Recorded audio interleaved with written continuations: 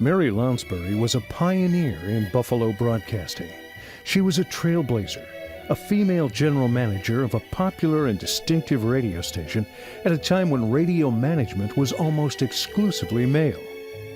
Competitors like WKBW dominated the airwaves with 50,000 watts. Most other stations in Buffalo were operating with 5,000 watts, and WNIA's daytime signal was a mere 500 watts. Nighttime, just half of that. Despite all that, and thanks to Mary's guidance and programming skills, WNIA attracted a significant audience and maintained a competitive ranking in the market. Born in Olean in 1927, Mary began her career with WNIA in Cheektowaga in 1956 at the age of 29.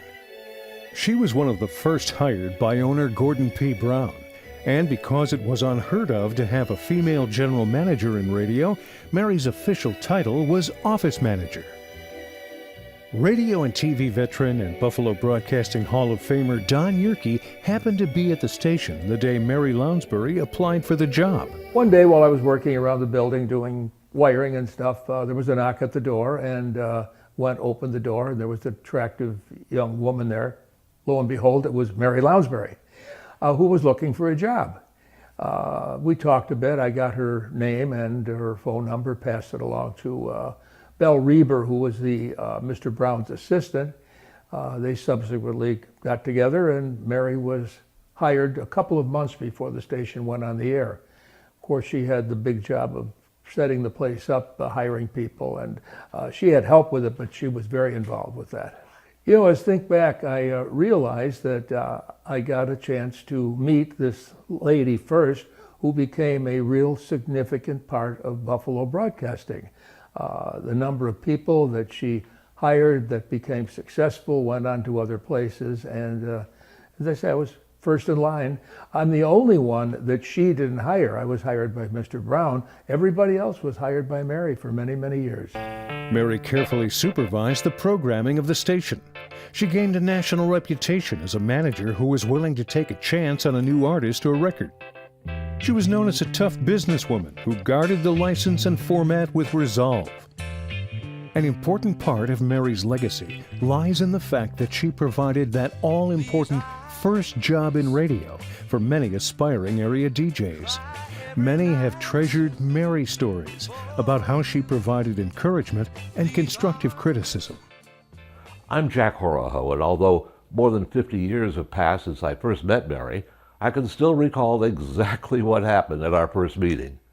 I'd just been discharged from the Navy. I always had a burning desire to make radio my career. I stopped by the WNIA studios on Genesee Street and announced to the receptionist that, well, I wanted to speak to someone regarding a job. A few moments later, I was ushered into the office of this strikingly attractive 30-something woman with dark hair and eyes to match. And the 21-year-old me was both nervous and fascinated. The audition process was pretty straightforward, as I was told to read some copy into a reel-to-reel tape recorder.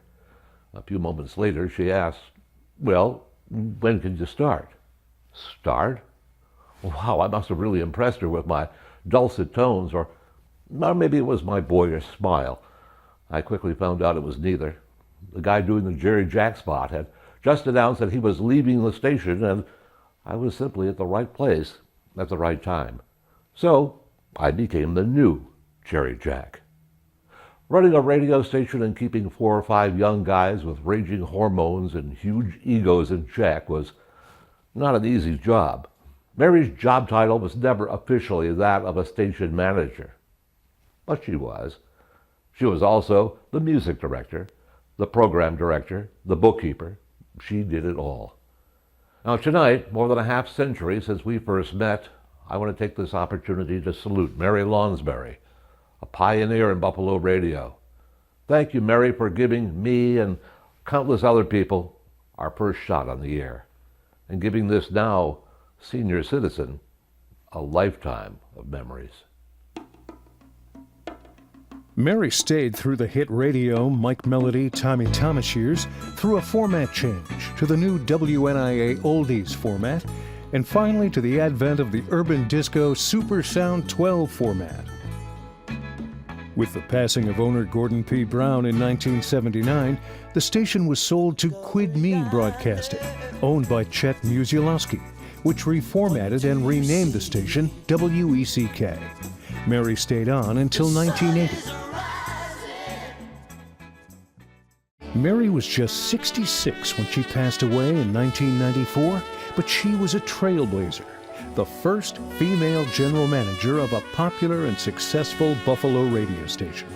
It is with great pride that the Buffalo Broadcasters Association presents the 2018 Memorial Award to a true broadcast pioneer, Mary Lounsbury.